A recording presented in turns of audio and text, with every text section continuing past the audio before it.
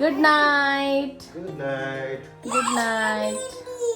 ನಾಳೆಗೆ ವೆಕೇಷನ್ ಮುಗಿಸ್ಕೊಂಡು ವಾಪಸ್ ಕಾಲೇಜ್ಗೆ ಹೋಗ್ತಿರೋದು. ಸೊ ಎಸ್, ಅದೇ ಅಂದ್ಕೊಂಡಿದ್ದೀನಿ ನಾನು ಇನ್ನು ಮೇಲೆ ಡೈಲಿ ವ್ಲಾಗ್ಸ್ನ ಎವ್ರಿ ಡೇ 6 ಗಂಟೆ, ಸಂಜೆ 6 ಗಂಟೆಗೆ ಪೋಸ್ಟ್ ಮಾಡ್ತೀನಿ. ಸೊ ಪಾತ್ರೆನ ಮುಟ್ಟಕ್ಕಾಗೋದಿಲ್ಲ, ಇನ್ನು ಕೈ ಹೆಂಗೆ ಹಾಕಿ ಇದು ಮಾಡ್ತಾರೆ.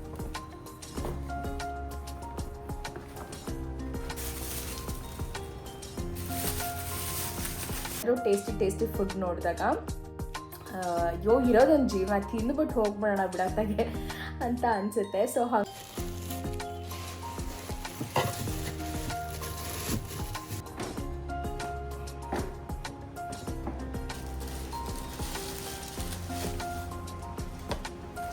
ಅಕ್ಸೆಪ್ಟ್ ದ್ಯಾಟ್ ನಾನು ಸ್ವಲ್ಪ ಲೇಸಿ ಇದ್ದೀನಿ.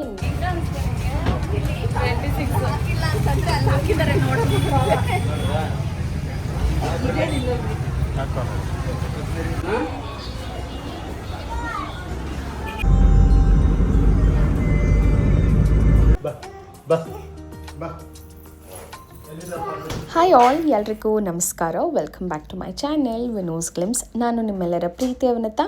ಇವತ್ತಿನ ಹೊಸ ವ್ಲಾಗ್ಗೆ ನಿಮ್ಮೆಲ್ಲರಿಗೂ ವೆಲ್ಕಮ್ ಮಾಡ್ತಾ ಇದ್ದೀನಿ. ಇನ್ನು ಎಲ್ಲರ ಮನೆಯಲ್ಲೂ ಹಬ್ಬದ ಪ್ರಿಪ್ರೇಷನ್ ಸ್ಟಾರ್ಟ್ ಆಗಿರುತ್ತೆ. ಇನ್ನು ಶ್ರಾವಣ ಮಾಸ ಅಂತ ಹೇಳಿದ್ರೇ ಹಾಗೆ ಹಬ್ಬಗಳ ಸುರಿಮಳೆ ಅಂತಲೇ ಹೇಳ್ಬೋದು. ಬ್ಯಾಕ್ ಟು ಬ್ಯಾಕ್ ಹಬ್ಬಗಳು ಬರ್ತಾ ಹೋಗುತ್ತೆ.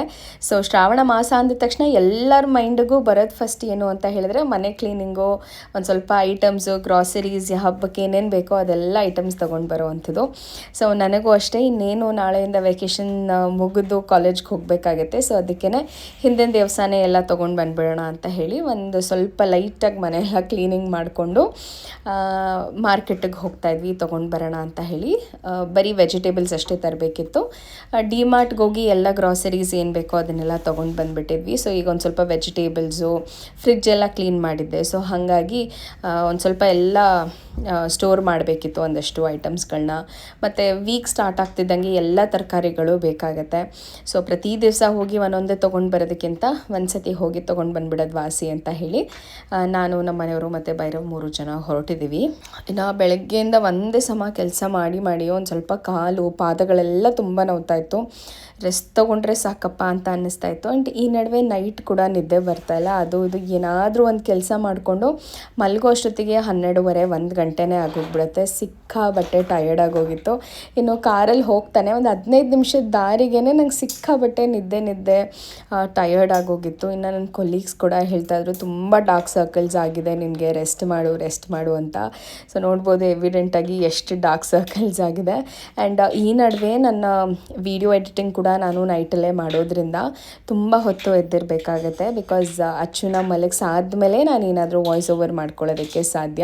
ಅವ್ನು ಎದ್ದಿದ್ದಾಗಂತೂ ನನಗೆ ಬಿಡೋದೇ ಇಲ್ಲ, ಫೋನ್ ಕಿತ್ಕೊಳ್ತಾನೆ, ಇಲ್ಲ ಫೋನ್ ಅವನ ಹತ್ರ ಇರುತ್ತೆ, ಇಲ್ಲ ಭೈರವ್ ಏನಾದರೂ ಹೋಮ್ವರ್ಕ್ ಮಾಡಬೇಕಾದಾಗ ಅವ್ನು ಕೇಳ್ತಾನೆ. Because most of the time ಅವ್ನು ಹೋಮ್ವರ್ಕ್ ಅಪ್ಡೇಟ್ಸ್ ನಮಗೆ ಆ್ಯಪಲ್ಲಿ ಬರೋದ್ರಿಂದ ಅವ್ನು ನನ್ನ ಫೋನ್ಗೋಸ್ಕರ ಕಾಯ್ತಾ ಇರ್ತಾನೆ ನೋಡ್ಕೊಂಡು ಮಾಡಲಿಕ್ಕೆ. ಹಾಗಾಗಿ ಈ ನಡುವೆ ಅಂತೂ ಸಿಕ್ಕಾಬಟ್ಟೆ ಸ್ಟ್ರೆಸ್ ಆಗ್ತಾಯಿದೆ. ಇನ್ನು ಕಾಲೇಜಲ್ಲೂ ಅಷ್ಟೇ ತುಂಬ ಕೆಲಸ ಮತ್ತು ಸೆಮಿಸ್ಟರ್ ಸ್ಟಾರ್ಟ್ ಆಗ್ತಾ ಇರೋದ್ರಿಂದ ಅದಕ್ಕೆ ಪ್ರಿಪ್ರೇಷನ್, ಅದ್ರ ಜೊತೆಗೆ ಬೇರೆ ಒಂದಷ್ಟು ಎಕ್ಸ್ಟ್ರಾ ರೆಸ್ಪಾನ್ಸಿಬಿಲಿಟೀಸು ಮಾಡ್ತಾ ಇರೋದ್ರಿಂದ ಕಂಪ್ಲೀಟ್ಲಿ ಪ್ಯಾಕ್ಡ್ ಮನೆಯಲ್ಲಿ ಮತ್ತು ಕಾಲೇಜಲ್ಲಿ. ಒಂಥರ ಬ್ರೀದಿಂಗ್ ಸ್ಪೇಸೇ ಇಲ್ವಾ ಅಂತ ಅನ್ನಿಸ್ತಾ ಇದೆ. ಒಂಥರ ತುಂಬ ಟಯರ್ಡ್ ಅನಿಸುತ್ತೆ. ವಾಪಸ್ ಬ್ಯಾಕ್ ಹೋಮ್ ಮಲ್ಕೊಂಡ್ರೆ ಸಾಕು ಅನಿಸ್ತಾ ಇರುತ್ತೆ.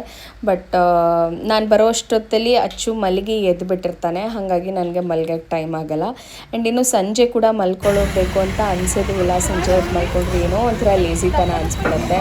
ಸೊ ಹಾಗಾಗಿ ಏನೋ ಕಂಟ್ರೋಲ್ ಮಾಡ್ಕೊಂಡು ಒಂಥರ ನಿದ್ದೆ ಕೂಡ ಸರಿ ಆಗ್ತಾಯಿಲ್ಲ. ಒಂಥರ ಇರಿಟೇಷನ್ ಥರನೇ ಅನ್ನಿಸ್ತಾಯಿತ್ತು. ಬಟ್ ಅದರಲ್ಲೂ ಮಾರ್ಕೆಟ್ಗೆ ಹೋಗಿ ಎಲ್ಲ ತೊಗೊಂಬಂದು ಇಟ್ಕೊಂಡ್ರೆ ಒಂದು ಸ್ವಲ್ಪ ಕೆಲಸನಾದರೂ ಕಮ್ಮಿ ಆಗುತ್ತೆ. ಪದೇ ಆಚೆ ಹೋಗೋದು, ಪ್ರತಿ ದಿವಸ ಏನು ಬೇಕು ಅಂತ ಯೋಚನೆ ಮಾಡೋದೇ ಒಂದು ರೀತಿ ದೊಡ್ಡ ಟಾಸ್ಕ್ ಅಂತ ಅನಿಸುತ್ತೆ. ಸೊ ಏನೋ ಒಂದು ಐಟಮ್ ಇದ್ಬಿಟ್ರೆ ಮನೆಯಲ್ಲಿ ಮಾಡ್ಕೊಂಡು ಬಿಡ್ಬೋದು. ತರಕಾರಿಗಳಾಗಲಿ ಏನೇ ಒಂದು ಐಟಮ್ಸ್ ಇಲ್ಲ ಅಂದ್ರೆ ಅಯ್ಯೋ ಅದೆಲ್ಲ ಬಿಡು, ಆಚೆ ಕಡೆ ಹೋಗ್ಬಿಟ್ಟು ತಿನ್ನೋಣ ಅಂತ ಅನ್ನಿಸ್ತಾ ಇರುತ್ತೆ. ಸೊ ಆ ಒಂದು ರೀಸನಿಗೆ ಎಲ್ಲ ತಂದಿಟ್ಕೊಂಡ್ರೆ ಐಟಮ್ಸ್ ಇದೆ ಅನ್ನೋ ಒಂದು ಕಾನ್ಫಿಡೆನ್ಸಲ್ಲಿ ಮಾಡ್ಕೊಳ್ಬೋದು ಏನಾದರೂ. ಇನ್ನು ನಾವು ಹೋಗೋ ಕಡೆ ತುಂಬ ಚೆನ್ನಾಗಿ ಫ್ರೆಶ್ ಆಗಿ ಸಿಗುತ್ತೆ ತರಕಾರಿ. ಆ್ಯಂಡ್ ಅದ್ರ ಜೊತೆಗೂ ರೀಸ್ನಬಲ್ ಪ್ರೈಸ್ ಅಂತ ಹೇಳಿದ್ರೆ ಕೆಲವು ಐಟಮ್ಸ್ಗಳು ಒಂದೊಂದು ವೆರೈಟಿ ಇರುತ್ತೆ ಅಂತಲೇ ಹೇಳ್ಬೋದು. ಕೆಲವೊಂದು ಬೇರೆ ಸ್ಟೋರ್ಸಲ್ಲಿ ಕಮ್ಮಿ ಇರುತ್ತೆ, ಇನ್ನು ಕೆಲವೊಂದು ಕಮ್ಮಿ ಪ್ರೈಸಿಗೆ ಸಿಗುತ್ತೆ. ಸೊ ಇಟ್ ಡಿಪೆಂಡ್ಸ್ ಆಯಿತಾ. ಕೆಲವೊಂದು ಕಡೆ ಐಟಮ್ಸ್ ಚೆನ್ನಾಗಿರೋದಿಲ್ಲ. ಸೊ ಹಾಗಾಗಿ ಈ ಒಂದು ಪ್ಲೇಸಲ್ಲಿ ಸಂಡೇ ಅಂದರೆ ಹೆಂಗೆ ಅಂದರೆ ನೋಡ್ಬೋದು, ತುಂಬ ಜನ ಕ್ರೌಡ್ ಇದ್ದಾರೆ, ಫ್ರೆಶ್ ಆಗೂ ಇರುತ್ತೆ ಮತ್ತು ತುಂಬ ಪ್ರೈಸಿ ಅಂತಲೂ ಇಲ್ಲ. ಸೊ ಏನೇನು ಬೇಕೋ ಐಟಮ್ಸ್ ಎಲ್ಲ ಒಂದೇ ಕಡೆ ಸಿಕ್ಬಿಡುತ್ತೆ. ಹಾಗಾಗಿ ಈಗ ಮಾರ್ಕೆಟ್ಗೆ ಹೋಗ್ಬಿಟ್ರೆ ಒಬ್ಬೊಬ್ರ ಹತ್ರ ತೊಗೊಳ್ಬೇಕಾಗತ್ತೆ, ಮಾಡಬೇಕಾಗತ್ತೆ. ಸುಮ್ಮನೆ ಅವ್ರ ಹತ್ರ ಇದು ಮಾಡೋ ಬದಲು ಈ ರೀತಿ ಎಲ್ಲ ಒಂದೇ ಕಡೆ ಸಿಕ್ಬಿಡತ್ತೆ ಅಂತ ಹೇಳ್ಬಿಟ್ಟು ಇದಕ್ಕೆ ಹೋಗೋದು ಬೆಟರು. ಸೊ ಹಾಗಾಗಿ ಇದಕ್ಕೆ ಹೋಗಿ ಒಂದೇ ಸತಿಗೆಲ್ಲ ತಂದಿಟ್ಕೊಂಡು ಬಿಡ್ತೀನಿ. ನನಗಂತೂ ಇಲ್ಲಿ ತರಕಾರಿ ತೊಗೊಂಬರೋದು ಸಿಕ್ಕಾಬಟ್ಟೆ ಖುಷಿ ಆಗುತ್ತೆ. ತರಕಾರಿ ತೊಗೊಂಡ್ರೂ ಒಂಥರ ಆಲ್ಮೋಸ್ಟ್ 1 ವೀಕ್ ಸ್ಟೋರ್ ಮಾಡಬೇಕಾಗಿರೋದ್ರಿಂದ ಫ್ರೆಶ್ ಇಲ್ಲ ಅಂತಂದರೆ ತುಂಬ ಬೇಗ ಹಾಳಾಗೋ ಚಾನ್ಸಸ್ ಇರುತ್ತೆ.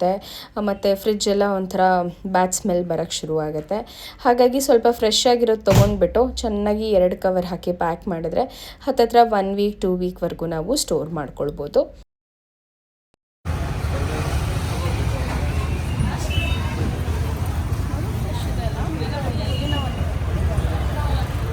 ಇನ್ನು ಎಲ್ಲ ಐಟಮ್ಸು ನಾನು ಆಲ್ಮೋಸ್ಟ್ 2 ವೀಕ್ಸಿಗೆ ಆಗೋಷ್ಟು ತೊಗೊಂಡು ಬರ್ತೀನಿ. ಸ್ಪೆಷಲಿ ಈ ಶುಂಠಿಗಳೆಲ್ಲ ನಾವೇನು ತೊಗೊಳ್ತೀವಿ ಇಷ್ಟು ಟೈಮ್ ಇಷ್ಟು ಒಂದು ಸತಿ ಹೋಗ್ಬಿಟ್ರೆ ನನಗೆ ಹತ್ತತ್ರ ಒಂದು ಆಲ್ಮೋಸ್ಟ್ 1 ಮಂತಿಗೆ ಬೇಕಾಗೋಷ್ಟು ಶುಂಠಿ ಇದನ್ನೆಲ್ಲ ತಂದಿಟ್ಕೊಳ್ತೀನಿ. ಶುಂಠಿ ಬೆಳ್ಳುಳ್ಳಿ ಎಲ್ಲ. ಸೊ ಅದೆಲ್ಲ ಏನು ಹಾಳಾಗಲ್ವಲ್ಲ, ಹಾಗಾಗಿ. ಬಟ್ ಫ್ರೂಟ್ಸ್ಗಳ ಬೆಲೆ ಅಂತೂ ಸಿಕ್ಕಾಬಟ್ಟೆ ಜಾಸ್ತಿ ಆಗಿದೆ.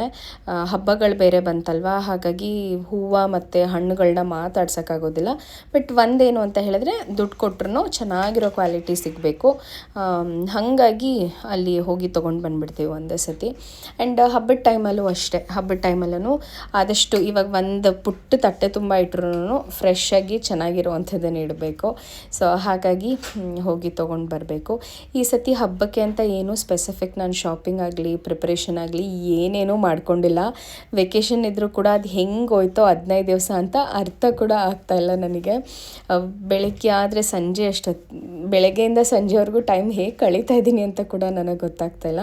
ಲಿಟ್ರಲಿ ಏನೂ ಪ್ರೊಡಕ್ಟಿವ್ ಕೆಲಸ ಮಾಡಿಲ್ಲ. ಜಸ್ಟ್ ಮನೆಯಲ್ಲಿ ಆರಾಮಾಗಿ ಮಕ್ಕಳ ಜೊತೆ ಆಟಾಡ್ಕೊಂಡಿದ್ದೀನಿ. That is the best thing. Because ನಾನು ಪಾಪುನ 4 ತಿಂಗಳಿಗೆ ಬಿಟ್ಟು ಹೋಗಿದ್ದರಿಂದ ಅದು ಒಂದು ಗಿಲ್ಟ್ ನನಗೆ ಯಾವಾಗಲೂ ಇದ್ದೇ ಇದೆ. ನಾನು ಅವ್ನ ಚೈಲ್ಡ್ಹುಡ್ಸಲ್ಲಿ ಅಥವಾ ಅವನಿಗೆ ಬೇಕಾಗಿರೋ ಟೈಮಲ್ಲಿ ನಾನು ಅವ್ನು ಕೊಡ್ತಾ ಇಲ್ವಾ ಅಂತ. ಸೊ ಹಾಗಾಗಿ ನಾನು ಬೇರೆ ಏನರ ಬಗ್ಗೆನೇ ಯೋಚನೆ ಮಾಡೋಕ್ಕೆ ಸಾಧ್ಯ ಕೂಡ ಆಗಲಿಲ್ಲ. ಅವ್ನು ನನಗೆ ಬಿಟ್ಟು ಕೊಡಲೂ ಇಲ್ಲ ಅಂತಲೇ ಹೇಳ್ಬೋದು. ನಾನು ಇದ್ದಷ್ಟು ದಿವಸನೂ ಅವನು ಅಮ್ಮ ಅಮ್ಮ ಅಂತ ಹೇಳಿಕೊಂಡು, ಇನ್ನು ಮನೆಯಲ್ಲಿದ್ದಾಗ ಬ್ರೆಸ್ಟ್ ಫೀಡಿಂಗ್ ಕೂಡ ಜಾಸ್ತಿ ಕೇಳ್ತಾರೆ ಮಕ್ಕಳು.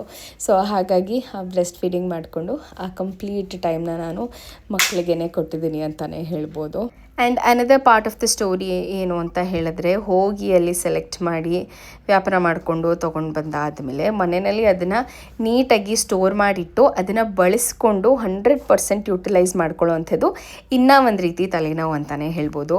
ಸೊ ಒಂದು ದೊಡ್ಡ ಕಂಪ್ನಿ ನಡೆಸೋ ಅಷ್ಟೇ ತಲೆ ಹಾಗೂ ಸ್ಟ್ರಾಟಜೀಸ್ ಉಪಯೋಗಿಸ್ಬೇಕಾಗತ್ತೆ ಇದನ್ನೆಲ್ಲ ನಾವು ಮಾಡಬೇಕಾದಾಗ. ಬಿಕಾಸ್ ಈಗಿನ ಬೆಲೆಯಲ್ಲಿ ಪ್ರತಿಯೊಂದೂ ಯಾವುದು ಕಮ್ಮಿ ಪ್ರೈಸಿಗೆ ಬರೋದಿಲ್ಲ, ಆಯಿತಾ. ಸೊ ತೊಗೊಂಬರೋಂಥ ಪ್ರತಿಯೊಂದು ಐಟಮ್ಸ್ನ ಕೂಡ ನಾವು ನೀಟಾಗಿ ಯುಟಿಲೈಸ್ ಮಾಡಿಕೊಂಡ್ರೆ ನಾವು ಕೊಟ್ಟಿರೋವಂಥ ದುಡ್ಡಿಗೂ ಸಾರ್ಥಕ ಅಂತಲೇ ಹೇಳ್ಬೋದು. ಸೊ ಹಾಗಾಗಿ ನೀಟಾಗಿ ಪ್ಲ್ಯಾನ್ ಮಾಡಿಕೊಂಡು ಯಾವತ್ತು ಏನು ಅಡುಗೆ ಮಾಡಬೇಕು ಅಂತ ಮಾಡಿದರೆ ಬೆಸ್ಟು. ಇಲ್ಲ ಅಂತಂದರೆ ತುಂಬ ಸತಿ ನಾವು ಏನೋ ಐಟಮ್ಸ್ ತೊಗೊಂಡು ಬಂದಿರ್ತೀವಿ, ಏನೋ ಅಡುಗೆ ಮಾಡಿರ್ತೀವಿ, and after 1 week or 2 week ನೋಡಿದಾಗ ಆ ತರಕಾರಿಗಳು ಅಲ್ಲೇ ಕೊಳ್ತು ಬಿಟ್ಟಿರುತ್ತೆ. ಸೊ ಈ ಥರ ತುಂಬ ಸತಿ ಆಗಿದೆ. ಯಾವಾಗ ಅಂತ ಹೇಳಿದ್ರೆ ನಾವು ನಮ್ಮ ಡೇ ಅಥವಾ ನಮ್ಮ ವೀಕ್ನ ಪ್ಲ್ಯಾನ್ ಮಾಡ್ಕೊಂಡಲ್ಲೇ ಇದ್ದಾಗ ಈ ಎಲ್ಲ ಪ್ರಾಸೆಸ್ ಆಗುವಂಥದ್ದು ಸಹಜ. ಸೊ ನಾನು ಆಗಲೇ ಹೇಳ್ದಂಗೆ ಒಂದು ಮನೆ ನಡೆಸೋದು ಯಾವುದೇ ಕಂಪ್ನಿ ನಡೆಸೋದಕ್ಕಿಂತ ಕಮ್ಮಿ ಇಲ್ಲ ಅಂತಲೇ ಹೇಳ್ಬೋದು. ಸೊ ಈಗ ಅದಕ್ಕೂ ಕೂಡ ತುಂಬ ಜನ ಬಂದಿದ್ದಾರೆ. ಅದು ಒಂದು ಕೈಂಡ್ ಆಫ್ ಬಿಸ್ನೆಸ್ ಆಗಿದೆ. ಸೊ ನಿಮ್ಮ ಮನೇನ ಕಂಪ್ಲೀಟಾಗಿ ಅವರು ನಡೆಸ್ಕೊಡ್ತಾರೆ. ಸೊ ನೀವು ಆರಾಮಾಗಿ ಜೀವನ ಮಾಡಬೇಕಷ್ಟೆ. ಇದೆಲ್ಲ ಮಾಡೋದಕ್ಕೆ ಆಬ್ವಿಯಸ್ಲಿ ದುಡ್ಡು ಬೇಕು. ಸೊ ಎಸ್, ಆ ಥರದ್ದು ಒಂದು ಲೈಫ್ ಲೀಡ್ ಮಾಡಬೇಕಂದ್ರೆ ಇವಾಗ ಜೀವನದಲ್ಲಿ ನಮ್ಮ ಕೈಲಿ ಶಕ್ತಿ ಇದ್ದಾಗ ಕಷ್ಟಪಟ್ಟು ಅಥವಾ ಒಂದು ಸ್ಮಾರ್ಟ್ ಸ್ಟ್ರಾಟಜಿ ಯೂಸ್ ಮಾಡುವಂಥದ್ದು ಬಹಳ ಮುಖ್ಯ ಆಗುತ್ತೆ. ಸೊ ಯೂಶ್ವಲಿ ಗೊತ್ತಿರೋ ಹಾಗೆ ಮಿಡಲ್ ಕ್ಲಾಸ್ ಅವರಿಗೆ ಪ್ರತಿಯೊಂದು ಪೈಸನೂ ತುಂಬ ಇಂಪಾರ್ಟೆಂಟ್ ಆಗುತ್ತೆ ಅವರ ಲೈಫಲ್ಲಿ. ಸೊ ಅದು ಪ್ರತಿಯೊಂದಕ್ಕೂ ಅವ್ರು ತುಂಬ ಯೋಚನೆ ಮಾಡಿನೇ ತೊಗೊಳ್ತಾರೆ. ಹಾಗಾಗಿ ಅದನ್ನು ಕಂಪ್ಲೀಟಾಗಿ ಯುಟಿಲೈಸ್ ಮಾಡ್ಕೊಳ್ಳುವಂಥದ್ದು ಬಹಳ ಇಂಪಾರ್ಟೆಂಟ್ ಆಗುತ್ತೆ. ಇನ್ನು ಮಾರ್ಕೆಟಿಂದ ತೊಗೊಂಬಂದಂಥ ಎಲ್ಲ ಐಟಮ್ಸ್ನೂ ನೀಟಾಗಿ ಪ್ಯಾಕ್ ಮಾಡಿ ಫ್ರಿಜ್ ಒಳಗೆ ಇಡ್ತಿದ್ದೀನಿ. ಸೊ ನಮ್ಮ ಮನೆಯವ್ರು ಕೂಡ ಹೆಲ್ಪ್ ಮಾಡಿದ್ರು. ಆ್ಯಂಡ್ ಯೂಶ್ವಲಿ ಮನೆಯಲ್ಲಿ ಸಪೋರ್ಟ್ ಅನ್ನುವಂಥದ್ದು ತುಂಬಾ ಇಂಪಾರ್ಟೆಂಟ್ ಆಗುತ್ತೆ. ಬಿ ಇಟ್ ಬರೀ ಅಡುಗೆ ಮಾಡೋದ್ರಲ್ಲಾಗಲಿ ಇನ್ನೊಂದರಲ್ಲಾಗಲಿ ಅಂತಲೇ ಅಲ್ಲ. ಬಿಕಾಸ್ ಇಬ್ಬರೂ ಕೆಲ್ಸಕ್ಕೆ ಹೋಗ್ತಾ ಇರೋದ್ರಿಂದ ಒಬ್ರಿಗೊಬ್ರು ಸಪೋರ್ಟ್ ಮಾಡಲಿಲ್ಲ ಅಂತಂದರೆ ತುಂಬ ಕಷ್ಟ ಆಗುತ್ತೆ. And many of the times ನಮ್ಮ ಮನೆಯವ್ರು ಕೂಡ ಅಷ್ಟು ಸಪೋರ್ಟಿಂಗ್ ಆಗಿ ಬರೋದಿಲ್ಲ. ಬಿಕಾಸ್ ಅವ್ರಿಗೆ ಅವ್ರದ್ದಾದಂಥ ಕೆಲಸಗಳಿರುತ್ತೆ. ಹಾಗಾಗಿ ತುಂಬ ರೇರ್ ಅವರು ಈ ಥರ ಏನಾದರೂ ಬರೋ ಅಂಥದ್ದು. ಬಟ್ ಆದರೆ ಬಂದಾಗ ತುಂಬ ಖುಷಿಯಾಗುತ್ತೆ, ಹೇಳ್ಕೊಂಡಿದ್ದೀನಿ ಕೂಡ. ಸೊ ಪ್ರತಿ ಸತಿ ಏನಾಗುತ್ತೆ, ತುಂಬ ಜನ ಕಂಪ್ಲೇಂಟ್ ಮಾಡೋ ಅಂಥದ್ದೇನು ಎಲ್ಲ ನಾವೇ ಮಾಡಬೇಕು, ಏನೂ ಹೆಲ್ಪ್ ಮಾಡಲ್ಲ ಅಂತ ಹೇಳ್ತಾರೆ.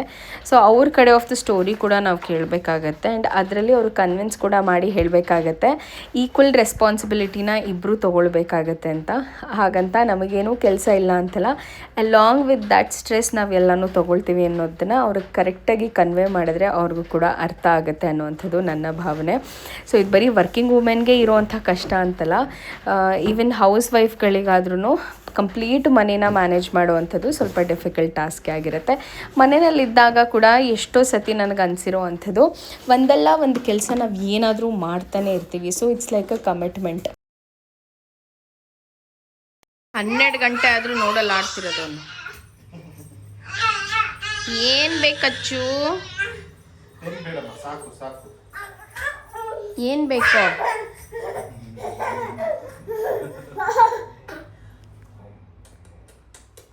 ಮಲ್ಗಲ್ವಾ ನೀನಚ್ಚು? ಮಲ್ಕೊಳಲ್ವಾ ನೀನಚ್ಚು? ಮಲ್ಕೊಳಲ್ವಾ?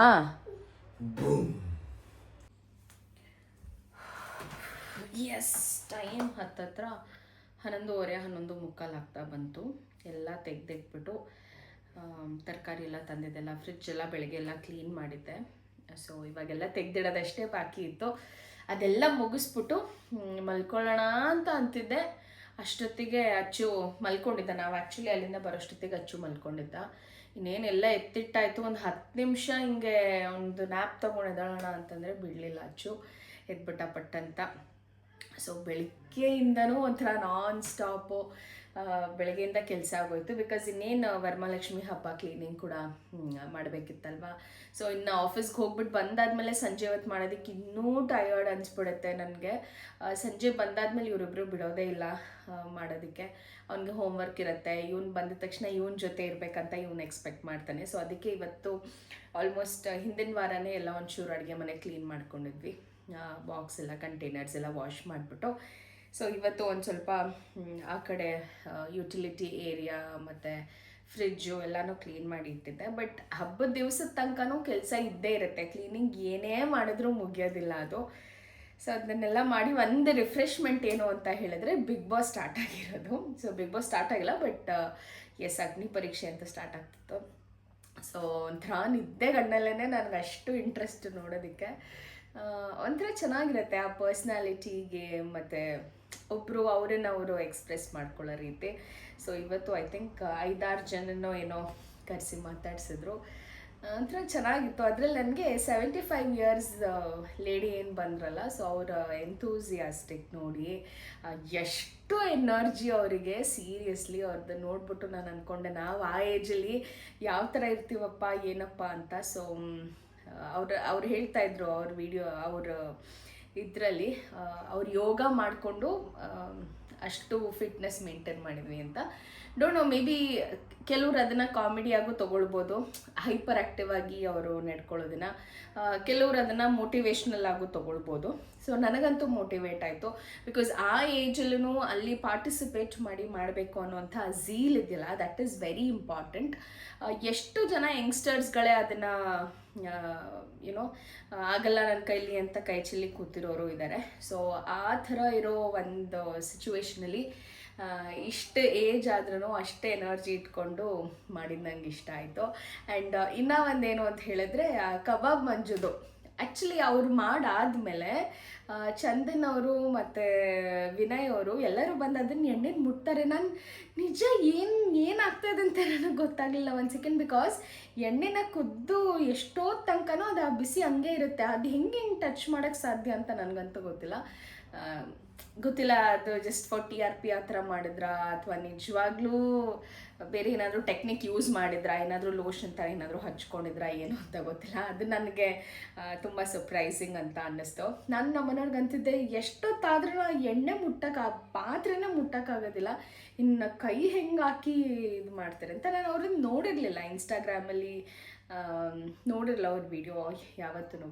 ಇವತ್ತು ಬಂದಾಗ್ಲೇ ಓಕೆ ಇವರಿದ್ದಾರೆ ಅಂತ ಹೇಳಿ ನೋಡಿದ್ದು. ಸೊ ನಾನು ಯೂಶ್ವಲಿ ತುಂಬ ಕಮ್ಮಿ ನಾನು ಇನ್ಸ್ಟಾದಲ್ಲಿ ಬೇರೆಯವ್ರ ರೀಲ್ಸ್ ನೋಡೋದು. ಕೆಲವೊಂದಷ್ಟು ನನಗೆ ಇಂಪ್ರೆಸ್ ಆಗುವಂಥದ್ದು ಜಸ್ಟ್ ಹೋಮ್ ಸರ್ಚಲ್ಲಿ ಏನು ಬರುತ್ತೋ ಅದಷ್ಟೇ ನೋಡ್ತೀನಿ. ಸ್ಪೆಸಿಫಿಕ್ಕಾಗಿ ಫಾಲೋ ಮಾಡುವಂಥದ್ದು ಆ ಥರದ್ದಿಲ್ಲ. ಸೊ ಹಾಗಾಗಿ ಗೊತ್ತಿರಲಿಲ್ಲ. ಇವತ್ತು ನಾನು ನೋಡಿ ಸಿಕ್ಕಾಬಟ್ಟೆ ಶಾಕ್. ಹೆಂಗೆ ಹಾಕಕ್ಕೆ ಸಾಧ್ಯ ಅದು ಅಂತ ಒಂದು ಸ್ವಲ್ಪ ಸಿಡಿದ್ರೇ ತಡ್ಕೊಳಕ್ಕಾಗೋದಿಲ್ಲ ಅಂಥದ್ರಲ್ಲಿ. ಇಟ್ ವಾಸ್ ವೆರಿ ಇದು. ಸೊ ಅದೆರಡು ಟಿಪಿಕಲ್ ಕ್ಯಾರೆಕ್ಟರ್ಸು. ಅದಾದಮೇಲೆ ಮಧ್ಯದಲ್ಲಿ ಬ್ರೇಕಲ್ಲಿ ಏನೋ ಹೊಟ್ಟೋದೆ, ಇದು ಹೆಲ್ಮೆಟ್ದು ಅದೆಲ್ಲ ಬಂದರೆ ಏನಂತ ಗೊತ್ತಿಲ್ಲ. ಸೊ ಎಸ್, ಅದೇ ಅಂದ್ಕೊಂಡಿದ್ದೀನಿ ನಾನು ಇನ್ನು ಮೇಲೆ ಡೈಲಿ ವ್ಲಾಗ್ಸ್ನ ಎವ್ರಿ ಡೇ 6 ಗಂಟೆ, ಸಂಜೆ 6 ಗಂಟೆಗೆ ಪೋಸ್ಟ್ ಮಾಡ್ತೀನಿ. ಸೊ ನನಗೆ ಎವ್ರಿ ಡೇ ಬಿಗ್ ಬಾಸಲ್ಲಿ ಏನು ಅನ್ನಿಸುತ್ತೆ ಅನ್ನೋದನ್ನು ನಾನು ನಿಮ್ಮ ಜೊತೆ ಶೇರ್ ಮಾಡ್ತೀನಿ. ಸೊ ನಿಮಗೂ ಕೂಡ ಏನು ಅನಿಸುತ್ತೆ ಅಂತ ಹೇಳಿ ನನಗೆ ಕಾಮೆಂಟ್ ಬಾಕ್ಸಲ್ಲಿ ಡಿಸ್ಕಸ್ ಮಾಡ್ಬೋದು. ಒಂಥರ ಚೆನ್ನಾಗಿರುತ್ತೆ ಅಂತ ಅನಿಸುತ್ತೆ. ಒಂದು ರೀತಿ ನೈಸ್ ಡಿಸ್ಕಷನ್ ಅಂತಲೇ ಹೇಳ್ಬೋದು. ಸೊ ಎಸ್, ಟೈಮ್ ಆಯಿತು. ನಾನು ಸ್ಯಾರಿ ಕೂಡ ತೆಗೆದಿಟ್ಟಿದ್ದೀನಿ. ಸೊ ತೋರಿಸ್ತೀನಿ ಬನ್ನಿ. ನಾಳೆಗೆ ನಮ್ಮ ಮನೆಯವರು ಸುಮ್ಮನೆ ಕಣ್ಣು ಮುಚ್ಕೊಂಡು ಈ ಒಂದು ಸ್ಯಾರಿನ ಸೆಲೆಕ್ಟ್ ಮಾಡಿದ್ರು. ನಾಳೆಗೆ ವೆಕೇಷನ್ ಮುಗಿಸ್ಕೊಂಡು ವಾಪಸ್ ಕಾಲೇಜ್ಗೆ ಹೋಗ್ತಿರೋದು. ಸೊ ಹಾಗಾಗಿ ಈ ಸ್ಯಾರಿನ ಕಣ್ಣು ಮುಚ್ಕೊಂಡು ಯಾವುದೋ ಒಂದು ಪಿಕ್ ಮಾಡಿ ನಾನು ಏನೂ ತೆಗೆದಿಟ್ಟಿರಲಿಲ್ಲ. ಸರಿ, ತೆಗೆದಿಟ್ಬಿಟ್ರೆ ಅಟ್ಲೀಸ್ಟ್ ನಾಳೆ ಬೆಳಗ್ಗೆ ಒಂದು ಮೈಂಡ್ ಸೆಟ್ ಆಗಿರುತ್ತೆ. ಸೊ ಸ್ಯಾರಿ ರೆಡಿ ಇದೆ. ಸೊ ಸ್ಯಾರಿ ಎಲ್ಲ ರೆಡಿ ಇದೆ. ಇದಕ್ಕೆ ನಾನು ಈ ನಡುವೆ ಹೆಂಗಾಗಿದೆ ಅಂದರೆ ಜುವೆಲ್ಸ್ ಏನೂ ಸಪ್ರೇಟಾಗಿ ಹಾಕ್ಕೊಳ್ತಾ ಇಲ್ಲ. ಇದು ಒಂದು ಓಲೆ ತೊಗೊಂಡಾಗಿಂದನೂ ನನಗಿದನ್ನು ಚೇಂಜ್ ಮಾಡಬೇಕಂತಲೇ ಅನಿಸಿಲ್ಲ. ಮತ್ತು ಯಾವ ಸ್ಯಾರಿ ಜೊತೆನೂ ಅದನ್ನು ಚೆನ್ನಾಗಿ ಈಸಿಯಾಗಿ ಹೊಂದ್ಕೊಂಬಿಡುತ್ತೆ. ಸೊ ಹಾಗಾಗಿ ನಾನು ಅದಕ್ಕೇನೂ ತೆಗೆದಿಡೋದಿಲ್ಲ. ಜಸ್ಟ್ ರೆಗ್ಯುಲರಾಗಿ ನನ್ನ ಗೋಲ್ಡ್ ಆರ್ನಮೆಂಟ್ಸ್ನ ಹಾಕ್ಕೊಳ್ತೀನಿ. ಮುಂಚೆ ಅಂದಿದ್ರೆ ಯೋಚನೆ ಮಾಡ್ತಿದ್ದೆ ಇದಕ್ಕೆ ಯಾವ ಸ್ಯಾರಿಗೆ ಯಾವುದು ಓಲೆ ಹಾಕ್ಕೊಳ್ಳಿ ಅಂತ ಎಲ್ಲ. ಸೊ ಈ ಓಲೆ ತೊಗೊಂಡಾಗಿಂದನೂ ನನಗೆ ಬೇರೆ ಏನೂ ಹಾಕ್ಕೊಳ್ಬೇಕಂತ ಅನಿಸಿಲ್ಲ. ಸೊ ಇದು ಈ ವರ್ಷದ ಅಕ್ಷಯ ತೃತೀಯಾಗೆ ತೊಗೊಂಡಿದ್ದಂಥದ್ದು. ಇದು ಮತ್ತು ಮೂಗ್ಬಟ್ಟು ಸಿಕ್ಕಾಬಟ್ಟೆ ಫೇವ್ರೆಟ್ ಅನಿಸ್ತು ನನಗೆ. ಸೊ ಇಷ್ಟು ದಿವಸ ನಾನು ಬೈ ಮಾಡಿರೋ ಗೋಲ್ಡಲ್ಲಿ this is one of my best and ತುಂಬ ಇಷ್ಟ ಆಗಿದ್ದಂಥದ್ದು. ಸೊ ಎಸ್, ಟೈಮ್ ಹತ್ತತ್ರ 12 ಗಂಟೆನೇ ಆಗೋಗಿದೆ, ಸೋಮವಾರ ಬೆಳಿಗ್ಗೆ. ಎಸ್, ಅಚ್ಚು ಮಲ್ಕೊಂಡಿದ್ನಲ್ಲ, ಹಾಗಾಗಿ ಅವ್ನು ನಿದ್ದೆ ಬರ್ತಾಯಿಲ್ಲ. ಅವ್ರ ಅಪ್ಪನ ಜೊತೆ ಆಡ್ತಾರೆ. ಅವರು ಪಾಪ ಫುಲ್ ಟಯರ್ಡ್ ಆಗಿದ್ದಾರೆ ಬೆಳಗ್ಗೆಯಿಂದ. ಅವರು ನಮ್ಮಮ್ಮ ಎಲ್ಲರೂ ಟಯರ್ಡ್ ಆಗೋಗ್ಬಿಟ್ಟಿದ್ದೀವಿ. ಬಿಕಾಸ್ ಬೆಳಗ್ಗೆಯಿಂದನೂ ಒಂದೇ ಸಮ ಒಂಚೂರು ಕ್ಲೀನಿಂಗು, ಅಮ್ಮನೂ ಅದು ಇದು ಎಲ್ಲ ಮಾಡ್ಕೊತಾಯಿದ್ರು. ಸೊ ಹಾಗಾಗಿ ಮನೆ ಜನ ಎಲ್ಲ ಟಯರ್ಡು. ಆ್ಯಕ್ಟಿವ್ ಆಗಿರೋದು ಅಚ್ಚು ಒಂದೇ. ಭೈರವು ಮಲಗಿಬಿಟ್ಟಿದ್ದಾನೆ. ಅವ್ನು ತರಕಾರಿ ತರಕ್ಕೆ ಹೋದಾಗಲೇ ಫುಲ್ಲು ಡ್ರೌಸಿ ಇದ್ದ ಅವನು ಕಾರಲ್ಲೇ. ಸೊ ಬಂದಿದ್ದ ತಕ್ಷಣ ಅವನು ಮಲ್ಕೊಂಡ. ಸೊ ಈಗ ನಾವು ಮಲ್ಕೊಳ್ತೀವಿ. Good night. ಮತ್ತೆ ಸಿಗ್ತೀನಿ ನಾಳೆಯ ವಿಡಿಯೋ. ಸೊ ನಾಳೆ ವಿಡಿಯೋನಲ್ಲಿ ನೋಡೋಣ ಏನಾಗುತ್ತೆ ಅಗ್ನಿ ಪರೀಕ್ಷೆ ಅಂತ. ನನಗಂತೂ ಸಿಕ್ಕಾಬಟ್ಟೆ ಕ್ಯೂರಿಯಸ್. ಆ್ಯಂಡ್ ಅದರಲ್ಲಿ ಇನ್ನೊಂದು ಪಾರ್ಟ್ ಏನು ಗೊತ್ತಾ, ಸಂಗೀತ ಅವ್ರದ್ದು ಪ್ಲ್ಯಾಂಕ್ ನನಗೆ ತುಂಬ ಇಷ್ಟ ಆಯಿತು. ಬಿಕಾಸ್ ದ್ಯಾಟ್ ಫಿಟ್ನೆಸ್ ನನಗೆ ತುಂಬ ಇಷ್ಟ ಅದು. ಬಟ್ ನನಗೆ ಅದನ್ನು ಮಾಡೋಕ್ಕೆ ಟೈಮ್ ಸಿಗ್ತಾಯಿಲ್ಲ. ಬಟ್ ಆ್ಯಕ್ಚುಲಿ ಆ ಥರ ಹೇಳಬಾರ್ದು. ಟೈಮ್ ಎಲ್ಲರಿಗೂ ಎಲ್ಲ ಟೈಮ್ ಮಾಡೋದಕ್ಕೂ ಇದೆ. ಆ್ಯಕ್ಚುಲಿ ನಾವು ಮನ್ಸು ಮಾಡಬೇಕು ಅನ್ನೋಂಥದ್ದು, that is very very true. So I accept that. ನಾನು ಸ್ವಲ್ಪ ಲೇಝಿ ಇದ್ದೀನಿ in terms of that. So ನಾನೇನು ಅಂದ್ಕೊಂಡಿದ್ದೀನಿ ಅಂದರೆ I should also start that journey of fitness ಅಂತ ಅಂದ್ಕೊಂಡಿದ್ದೀನಿ. ಸೊ ನಾಳೆಯಿಂದ ಸ್ವಲ್ಪ regular exercise and diet food, protein rich food ತೊಗೊಳ್ಳೋಣ ಅಂತ ಅಂದ್ಕೊಂಡಿದ್ದೀನಿ. ಸೊ ನೋಡೋಣ ಎಲ್ಲಿವರೆಗೂ ನನ್ನ ಡಿಟರ್ಮಿನೇಷನ್ ಕ್ಯಾರಿ ಫಾರ್ವರ್ಡ್ ಮಾಡುತ್ತೆ ಅಂತ. ಸುಸ್ತಾಗತ್ತಪ್ಪ ಆ್ಯಕ್ಚುಲಿ. ಮಕ್ಕಳನ್ನ ಮ್ಯಾನೇಜ್ ಮಾಡಿಕೊಂಡು ಆಫೀಸ್ಗೆ ಹೋಗಿ ಬಂದು ಸಾಕಪ್ಪ ಅನ್ಸ್ಬಿಡುತ್ತೆ. ಆ್ಯಂಡ್ ಇಟ್ಸ್ ಸಮ್ಟೈಮ್ಸ್ ಏನು ಅನಿಸುತ್ತೆ ಗೊತ್ತಾ, ಈಗ ಏನಾದ್ರು ಟೇಸ್ಟಿ ಫುಡ್ ನೋಡಿದಾಗ ಇರೋದೊಂದು ಜೀವ, ತಿಂದುಬಿಟ್ಟು ಹೋಗ್ಬಿಡೋಣ ಬಿಡತ್ತಾಗೆ ಅಂತ ಅನಿಸುತ್ತೆ. ಸೊ ಹಾಗಾಗಿ ತುಂಬ ಸತಿ ನಾನು ಹತ್ರ ಚೀಟ್ ಡೇಸ್ ಮಾಡಿ ಆ್ಯಂಡ್ ಫೈನಲಿ ಹೆಂಗಾಗುತ್ತೆ ಗೊತ್ತಾ, ನಾನು ಯಾವತ್ತು ಮಾಡಬೇಕು ಯಾವಾಗ ಒಂದು ವಾರ ಶುರು ಮಾಡಿರ್ತೀನಿ, ನಮ್ಮ ಮನೆಯವ್ರು ಆ ವಾರದಲ್ಲೇ ತುಂಬ ಜಾಸ್ತಿ ಕ್ರೇವಿಂಗ್ಸ್ ಅವ್ರಿಗೆ ಸ್ಟಾರ್ಟ್ ಆಗಿಬಿಡುತ್ತೆ. ಮತ್ತು ಇನ್ನು ಅವ್ರೊಬ್ಬರೇ ಹೋಗಿ ತಿನ್ನೋಕ್ಕಾಗಲ್ಲ, ನಾನು ಕಂಪ್ನಿ ಕೊಡ್ತೀನಿ ಆ್ಯಂಡ್ ನನ್ನ ಡಯಟ್ ಕೂಡ ಬ್ರೇಕ್ ಆಗುತ್ತೆ. ಸೊ ಈ ಸತಿ ಫುಲ್ ಸ್ಟ್ರಾಂಗ್ ಡಿಟರ್ಮಿನೇಷನಿಂದ ಮಾಡುವ, ಎಕ್ಸಸೈಸ್ ಮಾಡುವ ಆ್ಯಂಡ್ ಪ್ರೋಟೀನ್ ರಿಚ್ ಫುಡ್ ತೊಗೊಳ್ಳುವ ಅಂತ ಅಂದ್ಕೊಂಡಿದ್ದೀನಿ. ಸೊ ನೋಡೋಣ, ನಿಮ್ಮ ಜೊತೆ ಕೂಡ ಶೇರ್ ಮಾಡ್ತೀನಿ ಹೇಗೆ ಹೋಗುತ್ತೆ ಅಂತ. ಸೊ ಬಿಗ್ ಬಾಸ್ 3 ತಿಂಗಳಲ್ಲಿ ನಾನು 3 ತಿಂಗಳು ಚಾಲೆಂಜ್ ತೊಗೊಳ್ಳುವ ಅಂತ ಅಂದ್ಕೊಂಡಿದ್ದೀನಿ. ಐ ಹೋಪ್ ಆ ಚಾಲೆಂಜ್ ಕಂಪ್ಲೀಟ್ ಆಗುತ್ತೆ ಅಂತ. So yes, let's see. ನಿಮ್ಮ ಎಲ್ಲರಿಗೂ good night. Thank you so much. ತುಂಬ ಜನ ಸಪೋರ್ಟ್ ಮಾಡಿ ನೋಡ್ತಾ ಇದ್ದೀರಾ. ನೀವು ರೆಗ್ಯುಲರಾಗಿ ನೋಡ್ತಾ ಇದ್ದರೆ ಗೊತ್ತಾಗುತ್ತೆ, ನನ್ನ ವ್ಯೂಸ್ ಅಂತ ಏನೂ ಜಾಸ್ತಿ ಬರ್ತಾಯಿಲ್ಲ, ಬಟ್ ಸ್ಟಿಲ್ ನೋಡ್ತಿರೋಂಥ ಕಮ್ಮಿ ಜನ ಆಗಿದ್ರೂ ನೀವು ಕೊಡುವಂಥ ಇರೋ ಸಪೋರ್ಟ್ ನನಗೆ ಸಿಕ್ಕಾಬಟ್ಟೆ ಖುಷಿ ಆಗ್ತಾ ಇದೆ. Thank you so much. ಪರ್ಸ್ನಲಾಗಿ ತುಂಬ ಜನ ಬಂದು ಇನ್ಸ್ಟಾಗ್ರಾಮಲ್ಲಿ ಡಿ ಎಮ್ ಮಾಡಿ ಡಿಸ್ಕಷನ್ ಮಾಡ್ತೀವಿ, ಮಾತಾಡ್ತೀವಿ, ಮೆಸೇಜ್ ಮಾಡ್ತೀರಾ, ಸಿಕ್ಕಾಬಟ್ಟೆ ಖುಷಿ ಆಗುತ್ತೆ. ಆ ಒಂದು ಕನೆಕ್ಟ್ ಏನಿದೆ, ಕೆಲವ್ರಿಗೆ ಯೂಟ್ಯೂಬಲ್ಲಿ ಕಮೆಂಟ್ ಮಾಡಲಿಕ್ಕೆ ಇಷ್ಟ ಆಗಲ್ಲ, ಬಟ್ ಅವ್ರು ಇನ್ಸ್ಟಾಗ್ರಾಮಲ್ಲಿ ಬಂದು ಪಿಂಗ್ ಮಾಡಿ ಮಾತಾಡೋದು ಕೂಡ I am perfectly fine with it. So thank you so much for all your love and support. ನಿಮ್ಮ ಸಪೋರ್ಟ್ ಹೀಗೆ ಬೆಳೀತಾ ಇರಲಿ ಅಂತ ಕೇಳ್ಕೊಳ್ತೀನಿ. ಇನ್ನೂ ಹೆಚ್ಚು ಜನಕ್ಕೆ ರೀಚ್ ಆಗಿ ನನ್ನ ಕಮ್ಯುನಿಟಿ, ನನ್ನ ಫ್ಯಾಮಿಲಿ ಇನ್ನೂ ಎಕ್ಸ್ಟೆಂಡ್ ಆಗಲಿ ಅನ್ನುವಂಥದ್ದು ಒಂದೇ ನನ್ನ ಆಸೆ. ಓಕೆ, ಮತ್ತೆ ಸಿಗ್ತೀನಿ ನಾಳೆಯ ವಿಡಿಯೋದೊಂದಿಗೆ ಆ್ಯಂಡ್ ನಾಳೆಯ ಒಂದು ಬಿಗ್ ಬಾಸ್ ಕಥೆಯೊಂದಿಗೆ. Okay, so take care, love you all, bye.